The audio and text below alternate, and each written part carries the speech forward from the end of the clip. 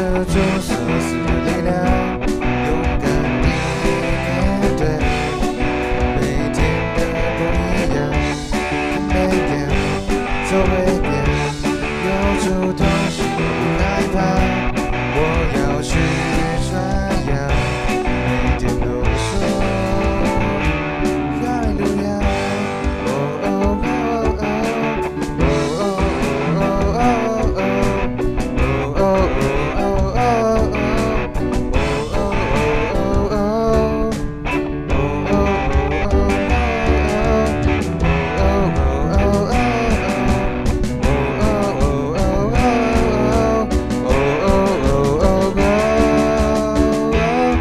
伸手大步走，带着主所赐的力量，勇敢地面对每天的不一样，每天走回遍，有主同行。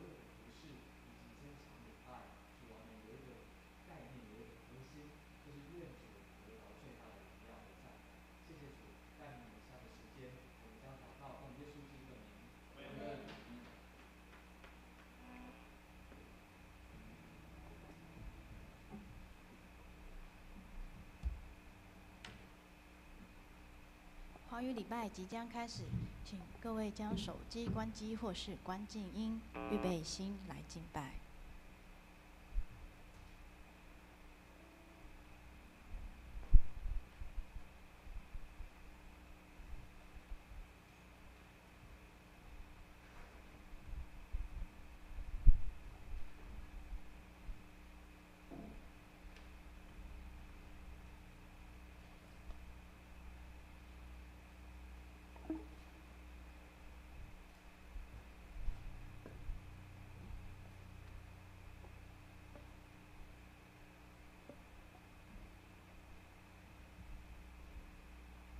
各位弟兄姐妹平安，感谢主耶稣，今天很高兴大家可以一起来敬拜上帝。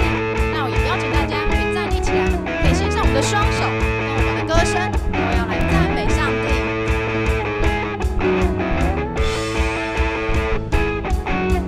国度属上帝的，在这里敬拜他。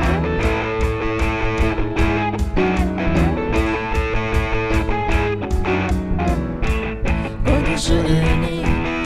全能，一切荣耀永远属于你，天地都要跪拜，天地祈祷神灵。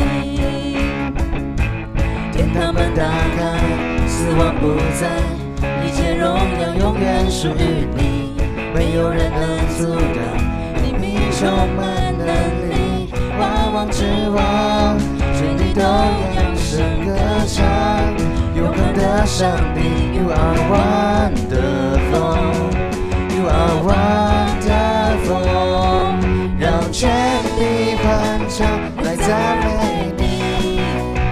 上帝直到永远光照到底，因为你奇妙生命，因为荣耀属于你。上帝直到永远荣耀属于你。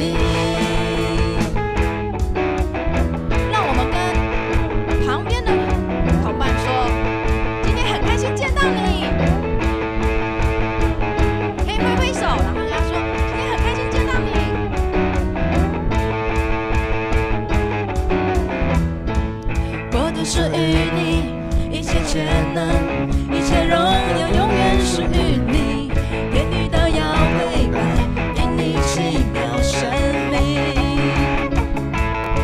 他们打开，死亡不在，一切荣耀永远是与你，没有人能阻挡你命充满能力。万王之王，全地都扬声歌唱，永恒的上帝 You are wonderful You are wonderful， 让全地欢唱来赞美你。上帝直到永远光照大地，因为你奇妙生命，因为荣耀属于你。上帝直到永远荣耀属于你。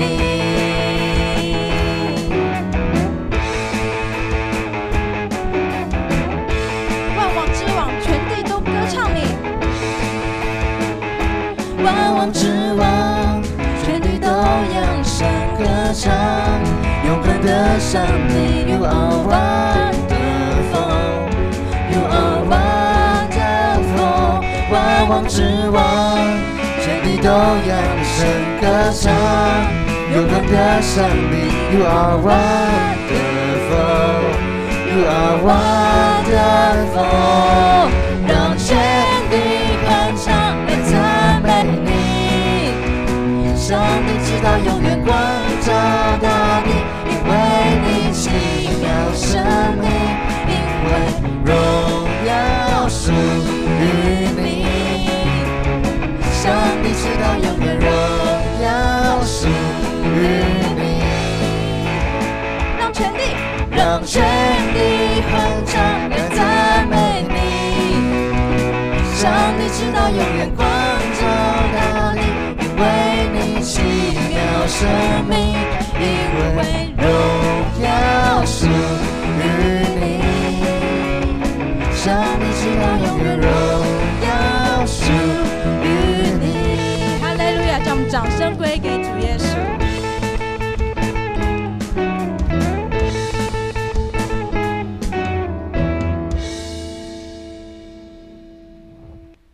安静我们的心，主啊，我们来到你的殿中，委身自己，谦卑自己，慎重地摆上自己在你的面前，静下心，沉淀自己。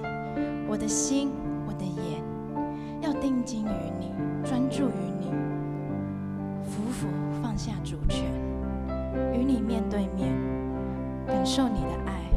我所受的恩典由你赏赐，我若行不义，你必收取你的恩赏赐。因为真正的主权在于你，我不能因你的恩典使自己过得顺遂就忘我，自以为我是可以自己掌权。主啊，你要我们仆人知晓，你是能够主宰一切，是我主耶和华。匍匐在你面前，匍匐，你是我的主，敬拜得见你容颜，献上我的一切，匍匐放下主权，匍匐倾倒我的爱，敬拜与你面对面，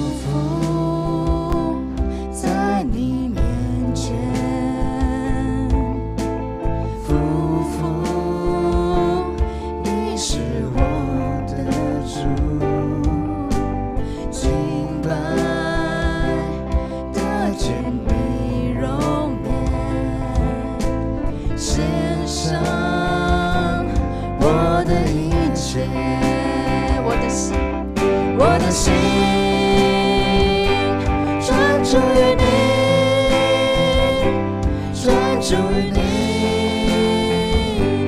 我的主，我一生单单敬拜，单单敬拜我的主。赏赐在于你，收取在于你，我心坚定，勇敢向前行。赏赐在于你，收取在于你，我心坚定，勇敢向前行。赏赐在于你，收取在于你，我心坚定，勇敢向前行。赏赐在于你，收取在于你，我心坚定，勇敢向前行。我的心专注于你，专注于你，我的主，我一生单单敬拜，单单敬拜我的主。我的心专注于你，专注于你，我的主。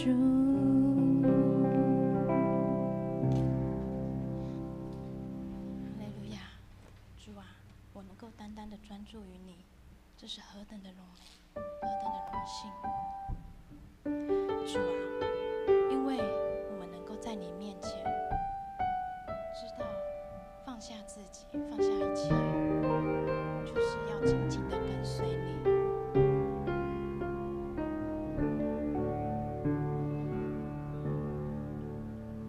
我来到你宝座，献上我的祷告，在这宁静时刻，我听见你的声音，因为你的爱已经找到了我，使我配得走进你的同在里。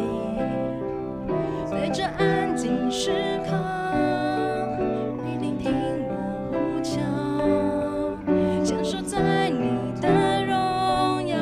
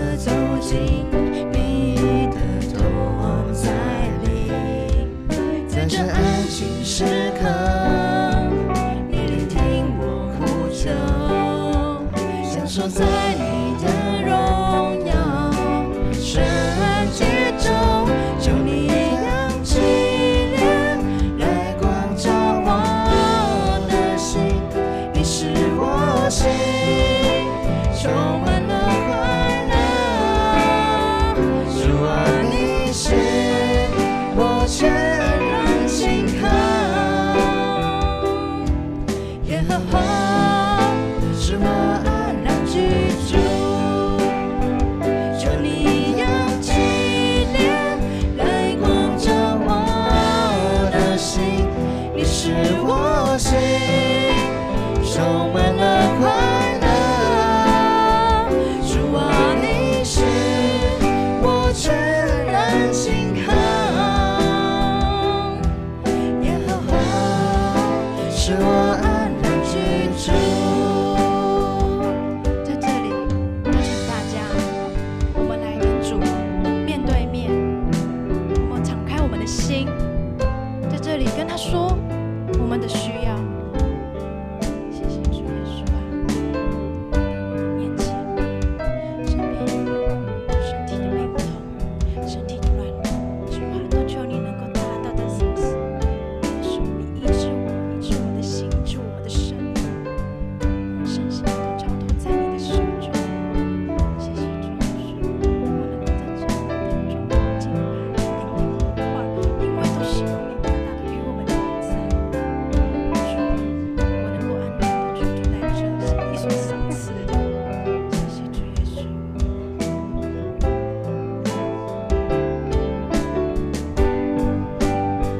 求你用力量来光照我的心，你是我心充满了快乐。主啊，你是我全然心靠。耶和华是我安然居住。耶和华，耶和华是我安然居住。耶和华是我安然居住。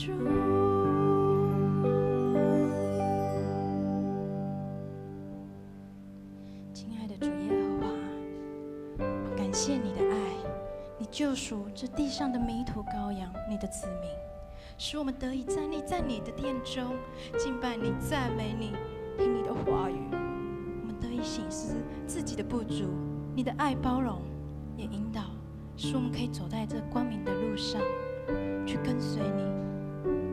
因为主，你是全能的父，你主宰这一切，将我们的赞美、荣耀都献上主耶稣。感谢祷告，奉主耶稣的名，阿们。我们仍然站立，用新的诫命来宣认我们的信仰。你要尽心、尽性、尽意爱主你的上帝，这是诫命中第一，且是最大的。其次也相仿，就是要爱人如己。这两条诫命是律法和先知一切道理的总纲。我赐给你们一条新命令，乃是叫你们彼此相爱。我这样爱你们，你们也要怎样相爱。你们若是彼此相爱的心，众人因此就认出你是我的门徒了。请坐，奉献。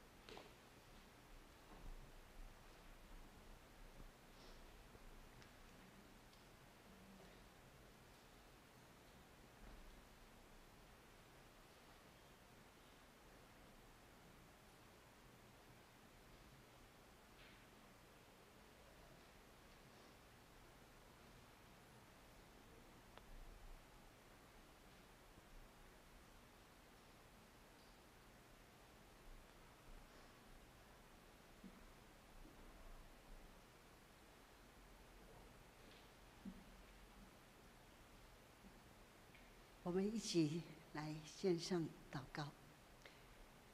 亲爱的天父，我们感谢赞美你，你的名在全地何其美！你将你的荣耀彰显于天，认识你名的人要依靠你，因为你没有离弃寻求你的人，在你有无尽的慈爱、公平、公义。是你宝座的根基，你乐意赐下你的救恩，使得我们因着你的慈爱得称为义，靠你的恩典行走义人的道路。爱我们的父神，我们一心称谢你，你教导我们当用各样的智慧，把基督的道理丰丰富富存在心里，常常思想，也要传扬你一切奇妙的作为。这时我们献上微薄的金钱，从你而来得到的献给你，我们也献上我们的身心灵和时间，分别为圣来跟随你。我们也要用主耶稣你教导我们的主祷文一起祷告说：我们在天上的父，愿人都尊你的名为圣，愿你的国降临，愿你的旨意行在地上，如同行在天上。我们日用的饮食，今日赐给我们，免我们的债，如同我们免了人的债，不叫我们遇见试探，救我们脱离凶恶。因为国度、权柄、荣耀全是你的，直到永远。阿们。报告，我们手上都有简章了吗？报告，教会消息的报告。教会就是成全众圣徒，万民皆祭司。我们读经祷告，委身服事，彼此的相爱。教会的信息第一，本主日，我们感谢荣兴教会青年牧师，谢谢许夏冰牧师，我也经常看到在 Good TV 的祷告大军一起来敬拜神。感谢，愿主的灵加倍的感动你，扩张你的境界。祝福你和你的家人。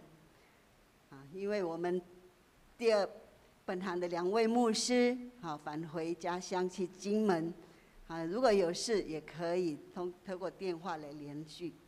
第二，教会奖学金接受申请，一定3月12号分发奖学金全金。如果详细请阅读公布栏，及3月5号截止。第三，今年上半年度的圣餐奉献，经长执会决定将为土耳其赈灾之用，赈灾款项将由本会平台投入赈灾区资源救灾。团契消息：3月3号上午10点，松年团契聚会。如果有长辈的，也欢迎来参加。第二，3月4号礼拜六，青社团契要举办春季金山义游，早上7点半在教会集合。请关心代祷。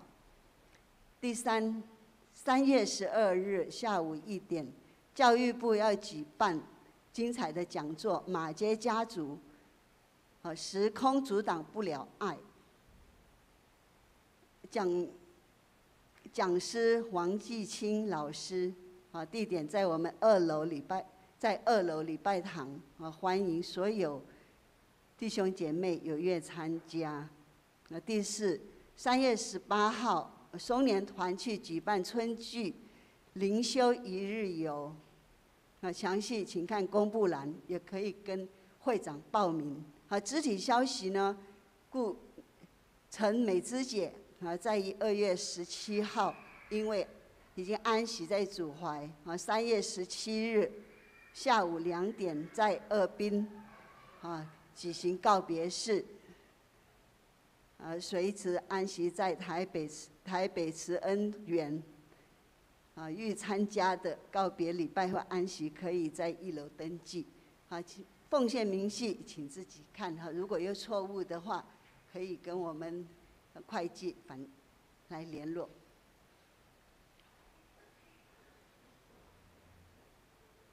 今天经文记载在旧约圣经历代志上23章1到6节。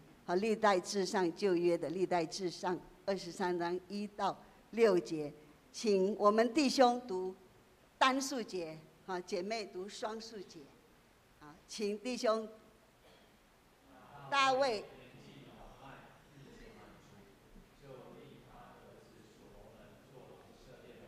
第2节，大卫召集以色列的众首领和祭司利未人。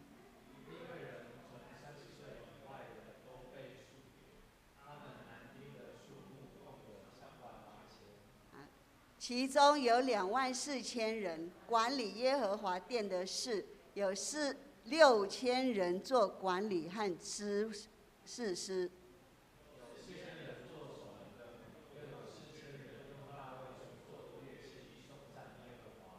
大卫将利未人革顺、哥辖、米拉利的子孙分了班次。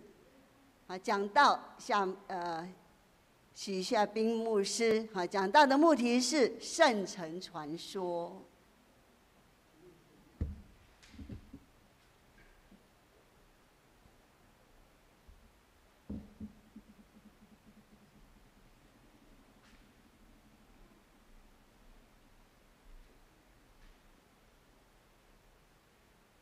弟兄姐妹平安，好不好？再次跟左右两边弟兄姐妹跟他说很开心，今天我们一起来朝见神，来跟他说一下。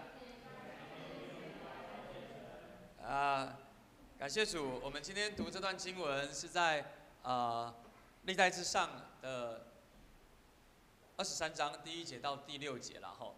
那经文我们刚刚都读过了吼，这边我先直接跳到我的题目哈，等我一下下。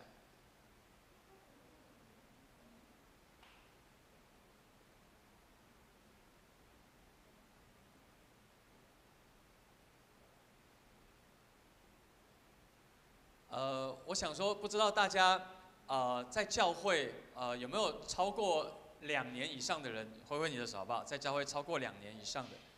哇，其实占大多数哈，蛮多人都在教会，我想应该已经待了好多年哦。我自己其实也算是半个在教会长大的孩子，我自己5岁进教会，我是第1代基督徒，所以我很小的时候其实就参加教会蛮多种的聚会，聚会的形式。今天想问一下大家一个问题，就是说在教会的各式各样的聚会的里面，你觉得哪样子的聚会对你来说你最有兴趣？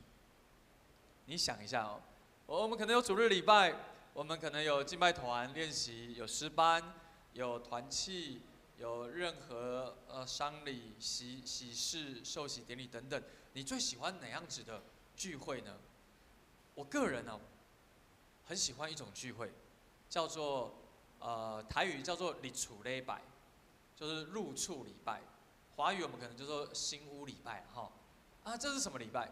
就是我们教会的里面，我们的兄弟姐妹可能有人今天买房子了，所以就会请牧师请弟兄姐妹一起来家里面热闹一下哦。所以那个热闹的时候，就会大家一起去那边做一个家庭的礼拜，然后吃喝喝，送礼物，聊聊天这样子。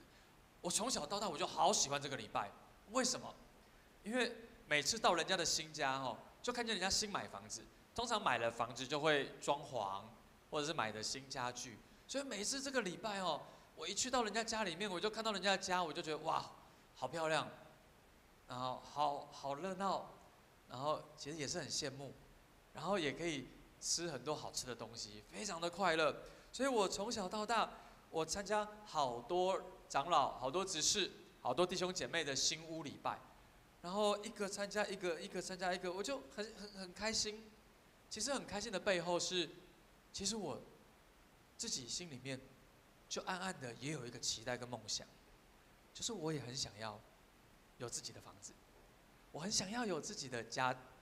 我自己家里小时候我的原生家庭是比较辛苦，所以我在27岁以前，我们家都是用租的，所以我大概算一算，我应该搬过4、5次的家，所以你可以知道，就是你这个整个成长过程，就是好像游牧民族搬来搬去，搬来搬去，就是房东要房子的时候，你就必须要搬家。所以当我看到有人有新屋礼拜的时候，我就会好喜欢、好羡慕，我也好期待拥有自己的房子。拥有自己的房子，我可以干嘛？我可以照着自己的喜好，照着自己的需要来做装修，来做装潢。我有一次去高雄参加一个特会，然后就到了一个教会，那个教会叫做高雄灵粮堂。OK， 高雄灵粮堂。然后我就参加他的聚会的时候，我就看到他们的教会好大一间，他们教会应该是一个，我在想那个占地可能是上千坪，然后也大概是7、8层楼的房子，这是他们的礼拜堂。我看他们的投影幕，你看一下，他那个投影幕是一个圆弧形的，其实很像电影院，而且很像是大型电影院。然后你看那个人站在前面一小一丁点哦，所以我觉得那个教会，我就一进去就哇。我真的是所谓的一望无际啦哈，可能我要看这边我就看不到那边，我看这边就看不到那边。然后这个教会非常的漂亮，非常的华丽，也非常的整齐，而且它2层楼，其实跟你们也很像哦。你看它的第2层楼哦，帮我放下一张好了哈，下一张。你看它的天花板哦，很多的华丽的造型，它的墙壁我有问过，他们说他们的墙壁那个是好像树枝，对不对？他说那是生命树的概念。然后你看它的那个栏杆有没有，也是树枝好像树叶状哦，他们就是用这种概念。我就进去就觉得哇，这个教会好整齐，好漂亮。但是我就发现一件事情，一个教会其实一个环境要整齐，不只是要靠装修，他们外面还贴了一个条子，就是说入内的时候是禁止带饮料进去，也禁止在里头饮食，顶多只能带水壶。然后是装白开水进去。其实我来到建成教会，也觉得建成教会也是一个非常干净、非常漂亮的教会。但是我们就发现一件事情，一个房子，它要漂亮、要干净，不能够只单靠装潢，不能只单靠装修，其实还需要每一个人守规矩的来使用它，来在里面有好的生活的习惯。我想到我教会有一个妈妈姐妹吼，她有一年她就装修房子，装修完了之后，她就邀请大家去他们家做一个新屋的礼拜。然后那一次我没有跟到，可是我就一直记得这件事情。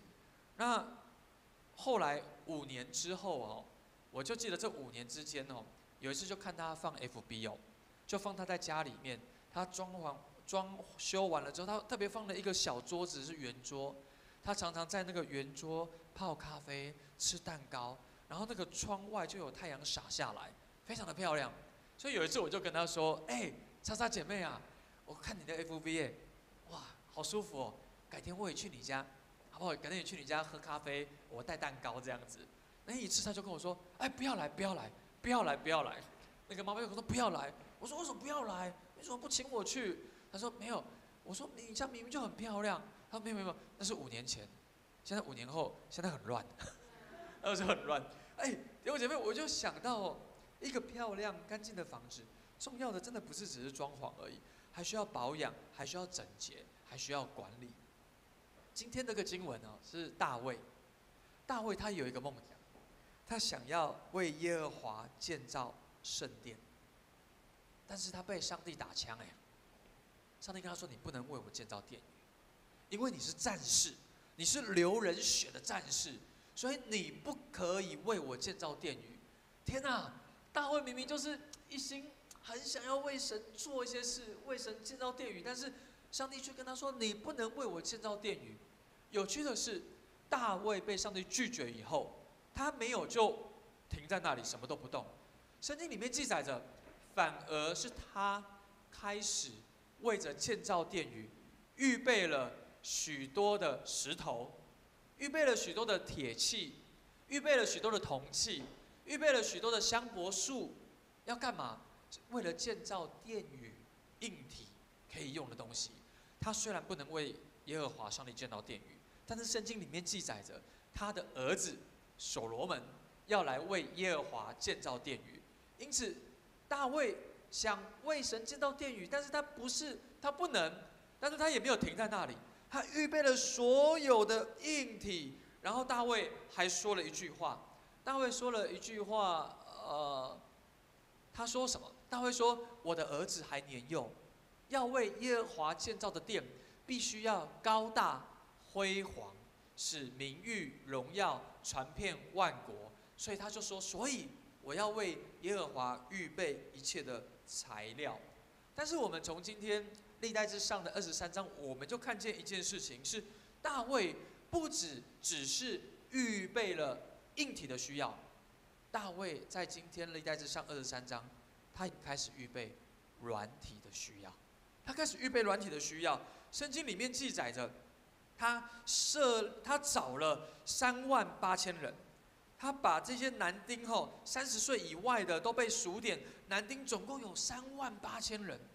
他把这38000人分成了4等份，不是4等份，分成了四份是4批啦分成4批，人数不等。38000人里面，他就第一种，他设立了管理耶和华殿的事的人。他设立了管理耶和华殿的事，设立了多少人呢？设立了24000人。这些人要做什么事？如果我们去看历代志上的23章里面后面的继续的来解释，管理耶和华殿的事的人，生命有一些特质。这些人是行事超越的人，这些的人是做事伶俐的人，这些是做这些管理耶和华殿的事的人，他们的行事是很优越、很优秀的。而他们在殿里面做些什么事呢？圣经里面记载着，他们是在那里呢，洁净一切的圣物。他们在圣殿要被盖起来的时候，他们要在圣殿的里面洁净所有的圣物。意思是什么？所有的器具、所有的用品，都应该要被清理干净。特别是使用过后，要不要擦拭它？要。使用过后，要不要洗涤它？需要。这些管理耶和华殿的事的人，就是要来洁净这一切的圣物。不止如此，他们还需要管理陈设饼，管理素祭的细面。他们要用无酵薄饼，或者是用烤盘，或者是用调和的物，就是一切要敬拜耶和华的东西，都归他们来管理。圣经还记载，他们还要管理各样的升斗跟尺度。这意思是什么？我在推想，我在猜想，他们的陈设饼到底要做多大块？很有可能都有一定的比例。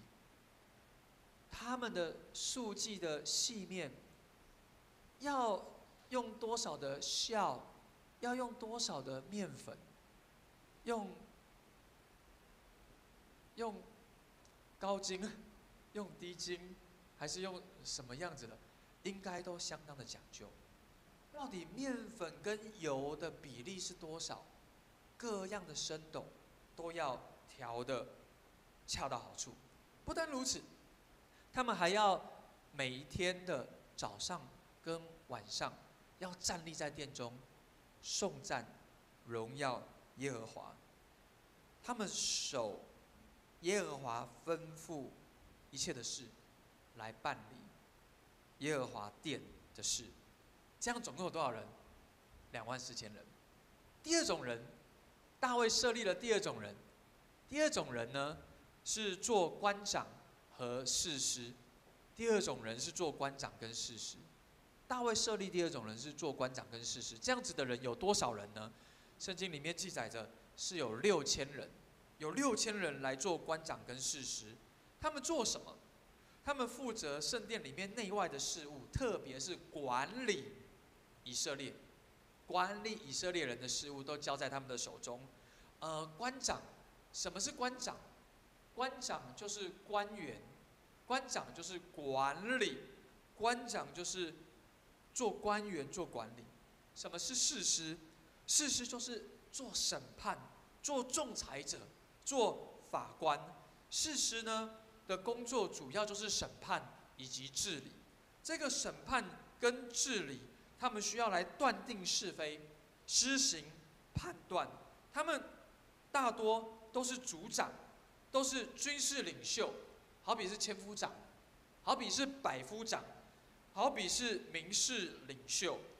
这一个士师在原文里面有管理的意思，官长、士师是有管理的意思。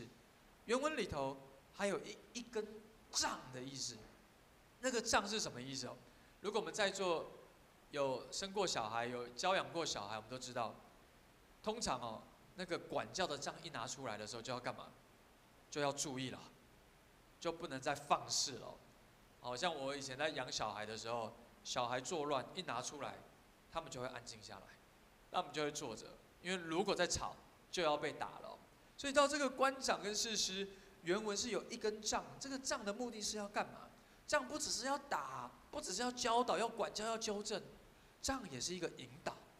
我们知道牧羊人手中有管理羊群的杖，那个杖是干嘛？那个杖是可能要打他的屁股，那个杖也可能是要帮助他，以防有狼来了、有坏蛋来了，我要来攻打他。所以那个杖有管理的意识，也有指挥、有管教的意识。大卫设立这样的人做官长跟士师有6000人，一根杖吼。接着我们看到还有设立第3种人，第3种人呢是做守门的。守门的有多少人？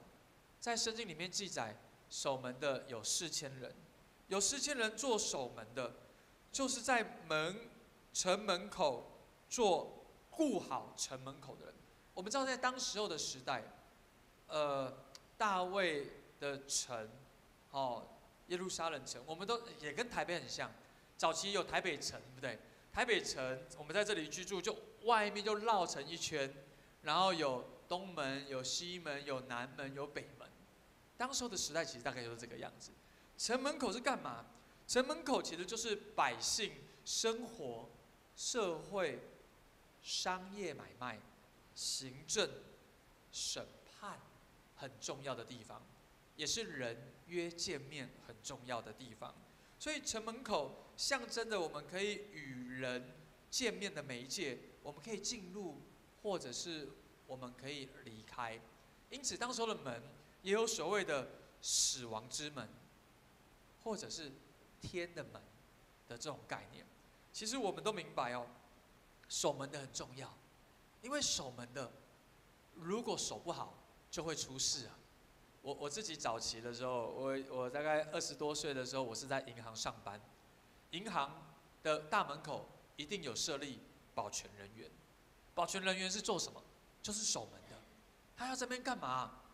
如果有坏人来，他要随时就要警戒，把坏人给挡住，不能够让坏人轻易的进入我们银行里面来抢劫、来偷取我们的东西。大卫设立守门的就是这样子。我们早上我们来聚会的时候，外面是不是都有招待？招待的目的不是只是笑脸迎人而已，招待不是只是给你周报而已，招待这是他的工作之一，但是他也要防堵有任何的人可能要进来教会伤害我们。所以守门的重不重要？重要啊！守门的很重要。所以在当时候的时代呢，圣经里面记载这些守门的，他们其实都是所谓大能的壮士，他们不是随随便便的人。我们现在可能服侍都会找叫弟弟妹妹去做招待就好，我们可能会老弱残兵去做招待就好。当时候不是这样，做招待的是大能有力气的壮士，不只是大能的壮士，还是善于办事的壮士。也不只是善于办事的壮士，圣经里面记载，他们还是所谓精明的谋士。精明的谋士就是他有聪明，有智慧。精明有另外一个意思是顾问，他是可以引导、可以指导。大卫设立这样子的人，有4000人。接着大卫再设立第4种人，第4种人是用大卫所做的乐器去颂赞耶和华，这样子的人也设立了4000人。我们看见第1种人是24000人，第2种官长跟士师是6000，第3种守门的是4000，做赞美的也是4000人。他们这些人要做什么呢？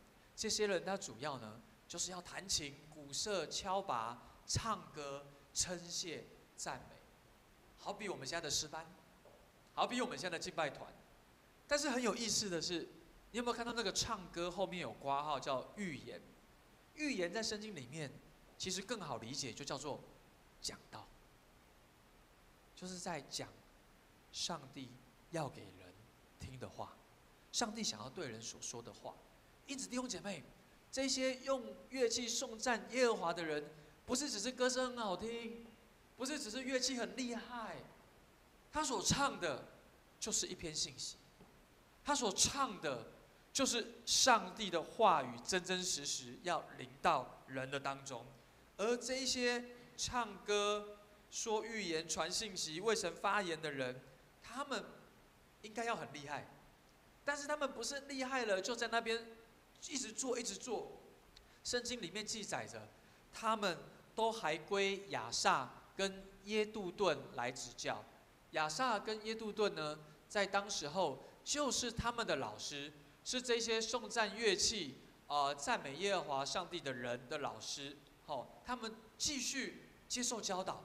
他们虽然很厉害了，但是他们继续接受指教，他们继续学习，他们接受老师的指教、老师的监督，然后遵着王的旨意来唱歌。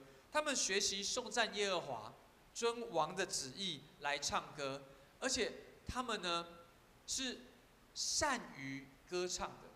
他们这个善于歌唱在英文里面讲的是 chant and skill。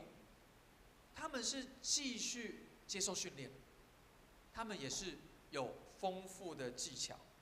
这个赞美在原文的字根里面是一个恳切、感谢，甚至是癫狂，像疯子一样癫狂。意思是什么？他们在赞美神的时候，他们一点都不在意人的眼光，他们只在意我有没有讨上帝的喜悦，他们只在意我有没有符合神的心意。弟兄姐妹，我们读到这边，大卫想要为耶和华建造殿宇，准备了一切的硬体，也准备了一切的软体。特别今天经文里面跟我们讲，他准备了4种侍奉的软体面向：管理耶和华殿的事、官长和士师、守门的、敬拜的。然而，这些事情跟我们有什么关系？就我读完这边，我也这样，主啊，跟我有什么关系？我分类完了，我了解完了，但是跟我有什么关系？我在准备这篇信息的时候，我就向上帝祷告说：主，跟我有什么关系？那个时候，神让我好像想到了一段经文，在哥林多的前书6章19节，哥林多前书6章19节到20节，这么跟我们说。他说：岂不知你们的身子就是圣灵的殿吗？这圣灵是从神而来的，住在你们的里头，并且你们不是自己的人，因为你们是重价买来的，所以要在你们的身子上荣耀神。弟兄姐妹，我们的身子就是神的殿。大卫要为耶和华上帝建造殿宇，是那么的讲究。那我们今天如果从大卫为耶和华建造殿宇，特别是软体的部分，4个面向来思想我们自己的生命，我们可以怎么做呢？我们可以怎么做？第一个是大卫设立了管理耶和华殿的事的功。那我就想，我们应该需要为我们的身子，这一个属于圣灵的殿，我们应当要来做一个好的管家。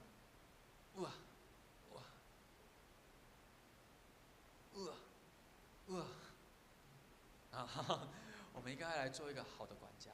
我们需要为我们自己的身子做一个好的管家。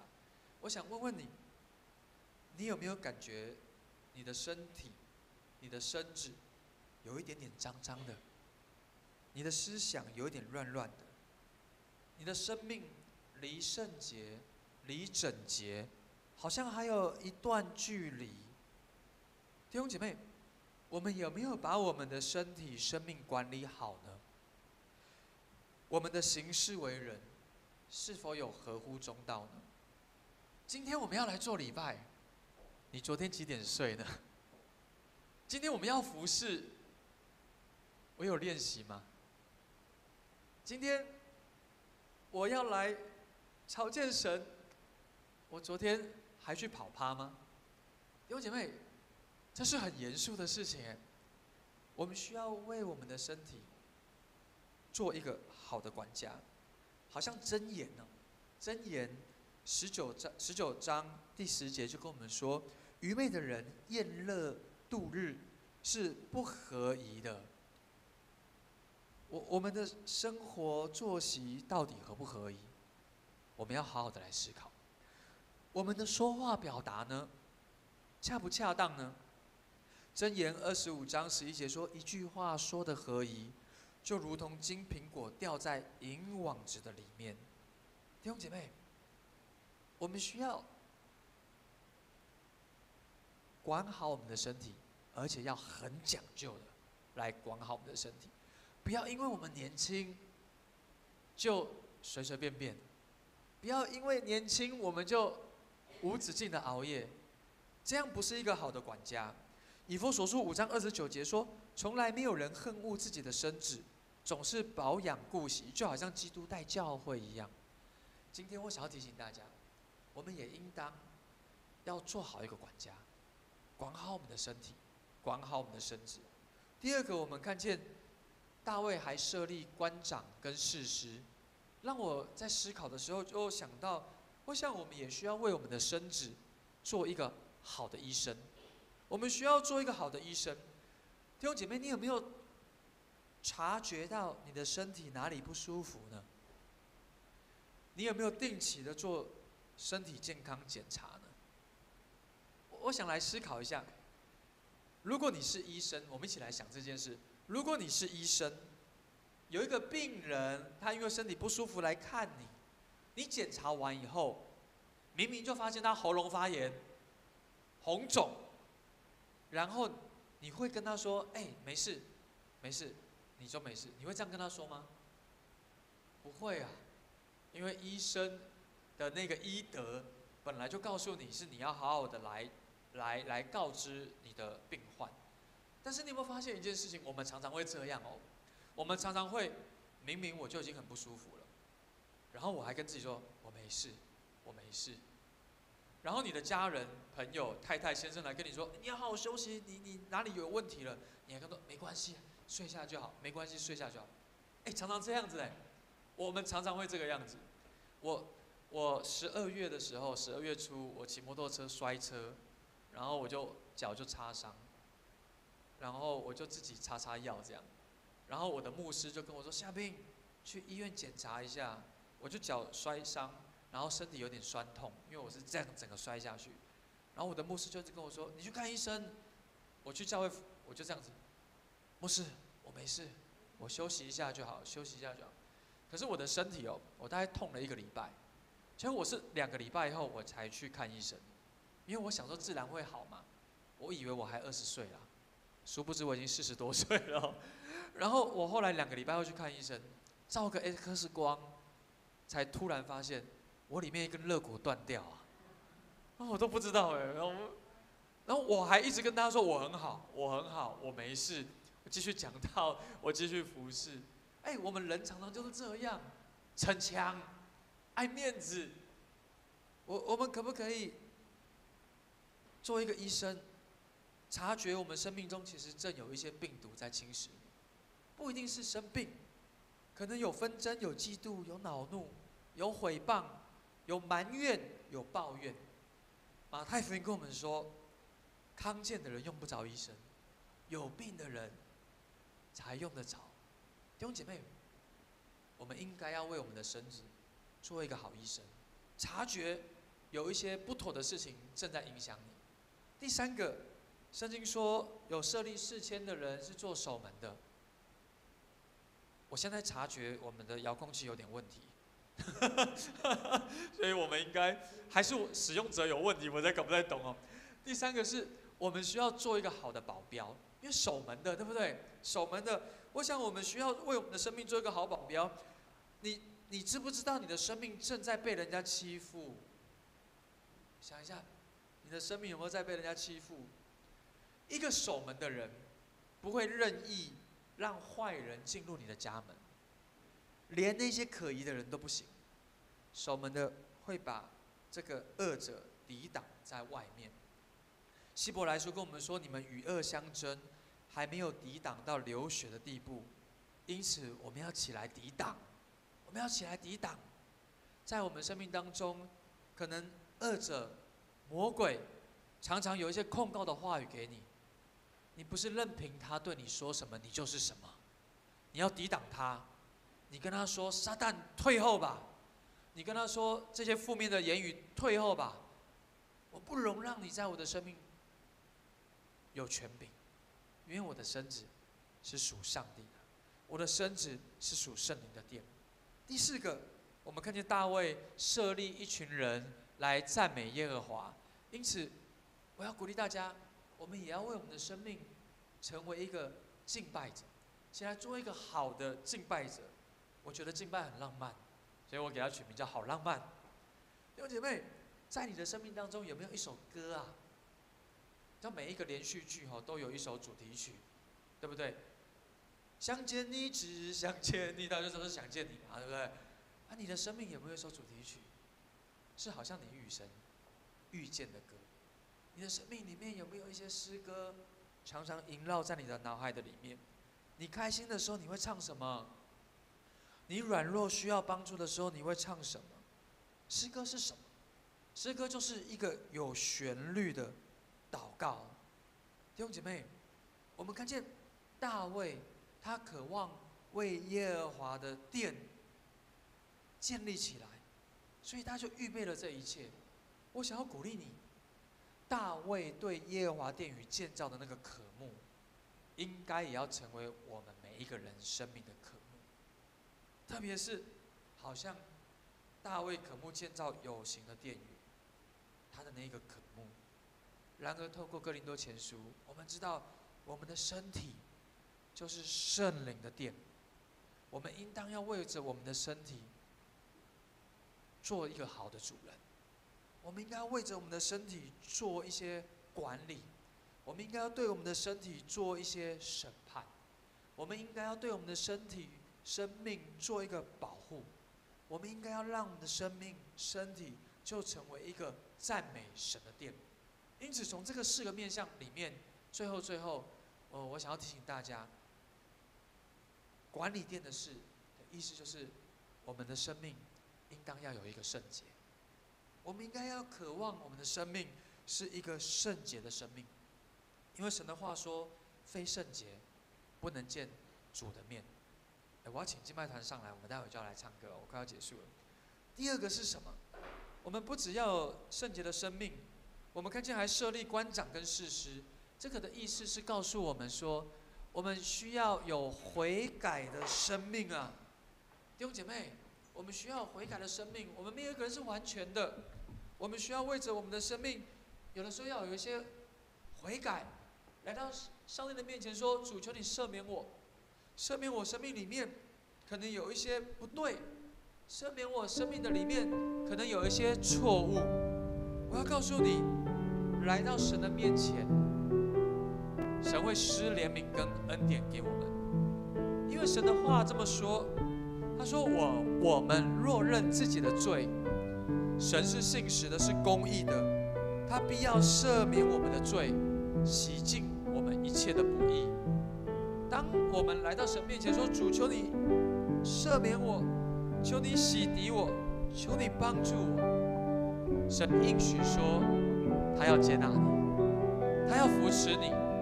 他要加力量给你。第三个，我们看到大卫还设立守门的。守门的意思就是，弟兄姐妹，我们也要有一个能够征战的生命啊！我们不要任凭恶者控告我们，我们不要任凭恶者毁谤我们，我们不要任凭我们的生命，好像让那些色情、污秽、羞愧进到我们的里面。他会来，我们没办法叫他不来，但是我们可以抵挡他，我们可以抵挡他，我们可以拒绝他。哥林多前书16章13节说：“你们务要警醒，要在真道上面站立得稳，要做大丈夫，要刚强。”弟兄姐妹，我们是可以拒绝那些色情，拒绝那些搅扰，拒绝那些污秽，要来沾染我们的生命。这个时刻恶者来的时候，我们不要还傻乎乎的说欢迎你，我的好朋友，不是踹他、骂他，很难听的台语叫屌他都没有问题。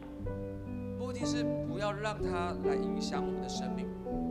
最后一个，我们需要有敬拜的生命，我们需要歌颂神，我们需要赞美神，我们需要让我们的生命成为赞美的殿宇，成为敬拜的殿宇。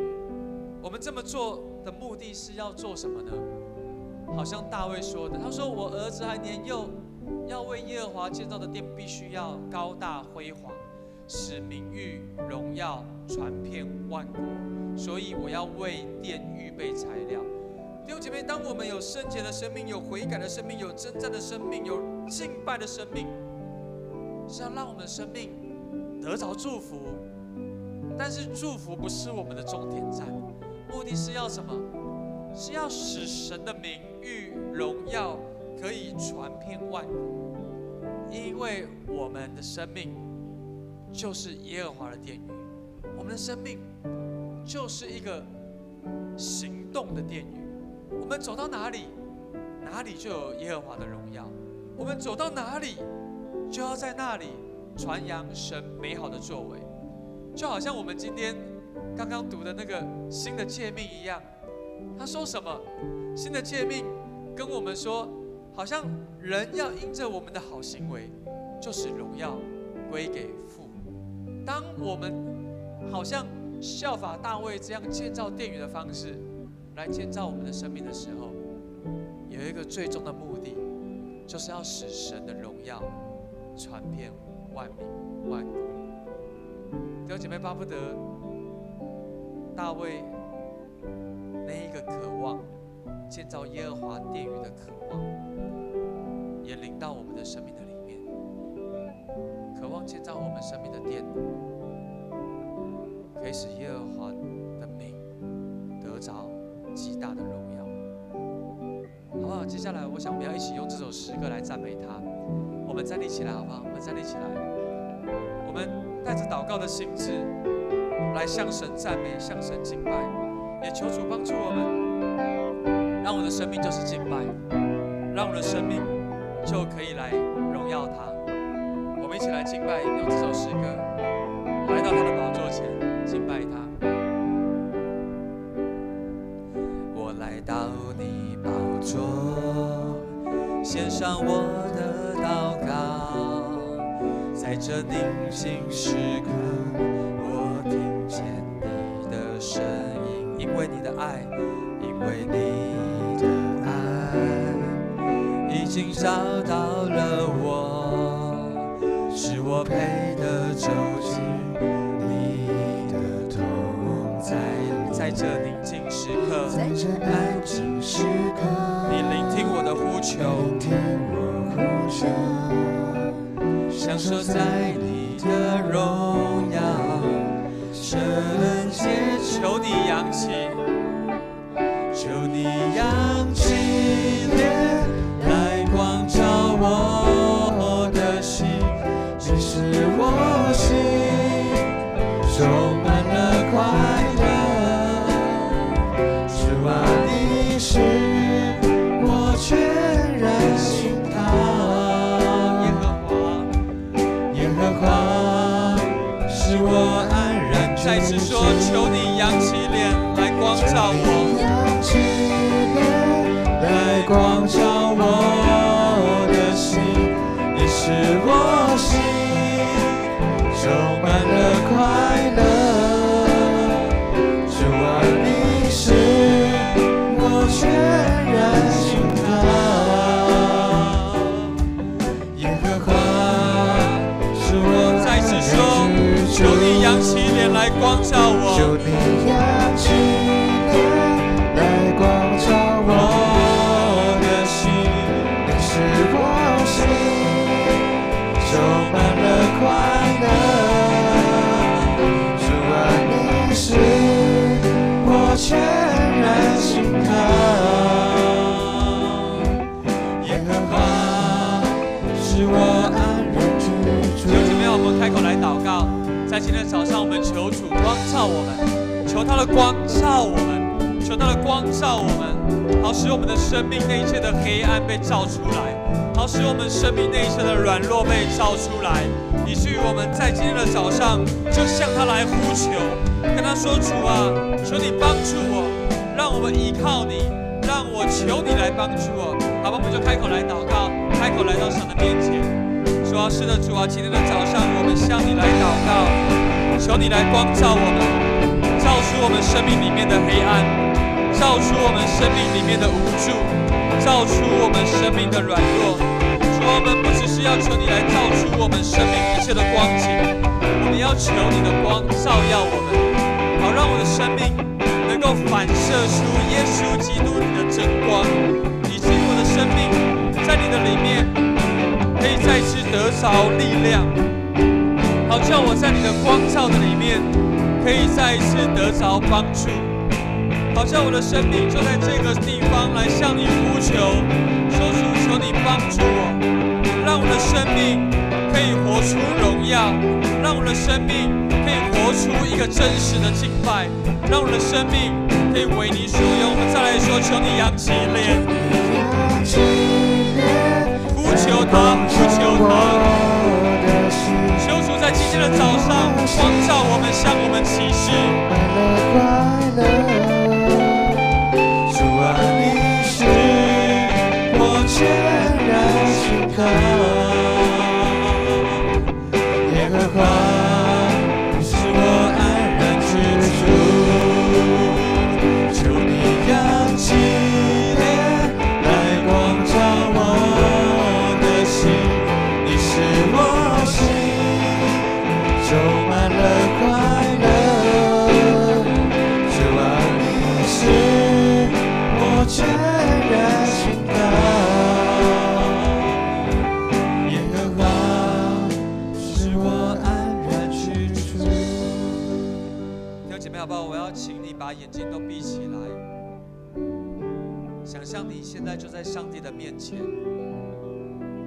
今天好像我们借着大卫渴望建造耶和华上帝的殿宇，他做了一切的预备，他总共预备了许多的材料，在软体上他也设立了38000人来做管理的工作，来做审判的工作，来做保护看守的工作，也来做了一个赞美上帝的工作。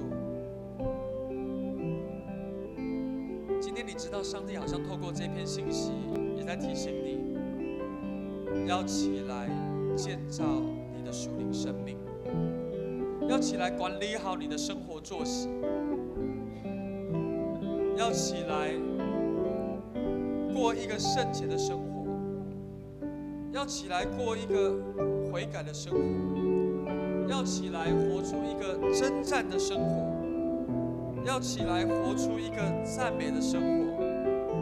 仿佛神透过这一个经文在告诉你，不要再浑浑噩噩的过日子，要过一个有目标的生活，要过一个活出上帝所喜悦的生活。但是你真知道你是软弱的，你真知道你的生命里面是有缺乏的，但上帝今天在这里，他也乐意来帮助你，好像这首诗歌所说的，他扬起脸来看顾你，他扬起脸来光照你，他扬起脸来要帮助你，要来扶持你。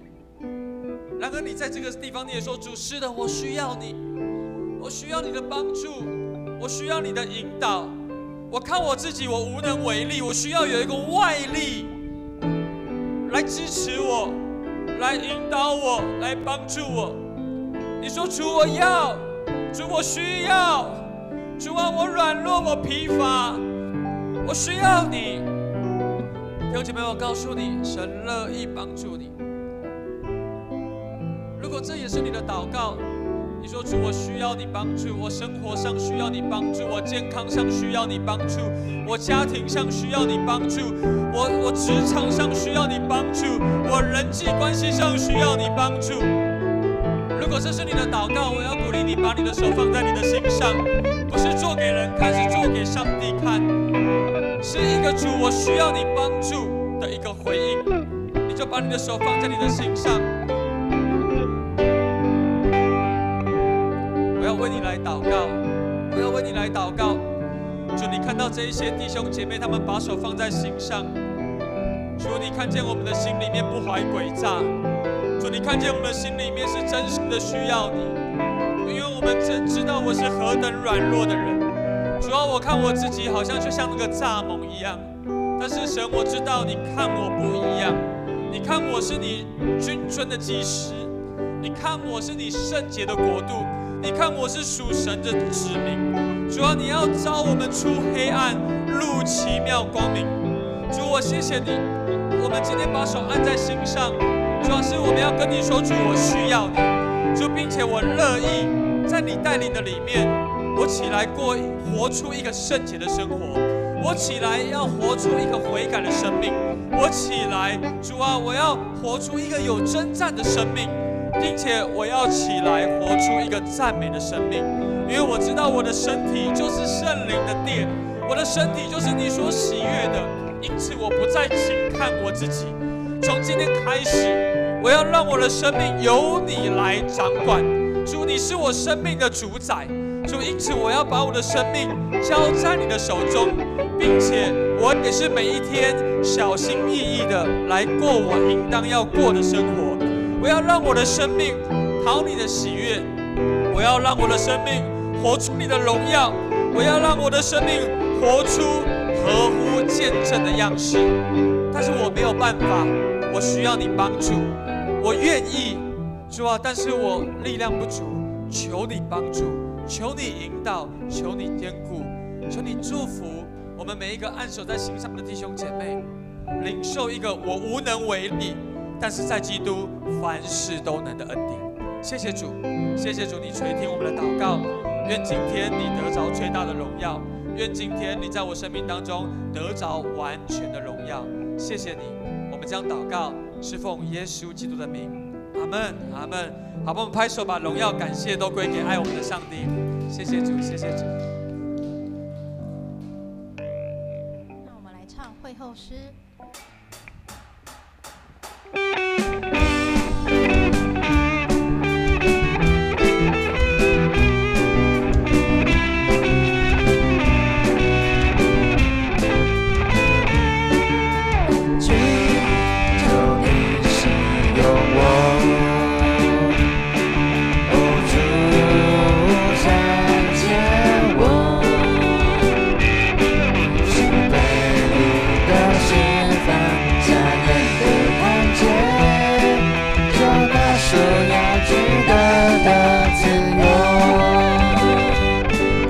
手，大步走，带着主所赐的力量，勇敢地面对每天的不一样，每个做每个有主同行，我不害怕，我要去传扬，每个都说哈利路亚。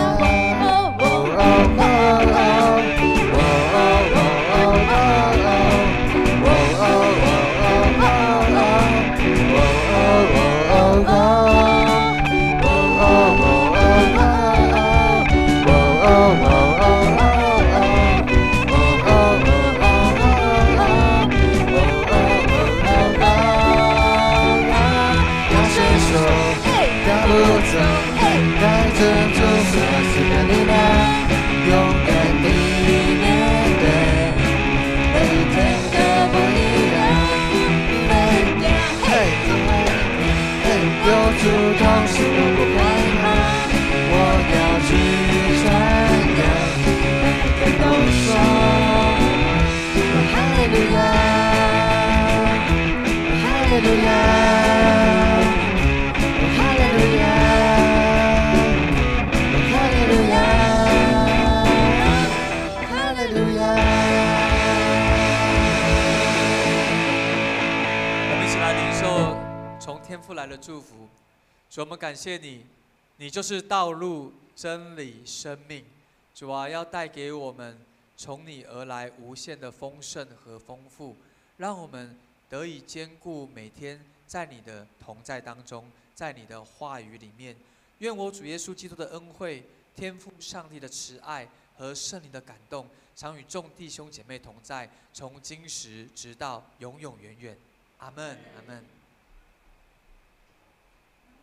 这里结束，会后。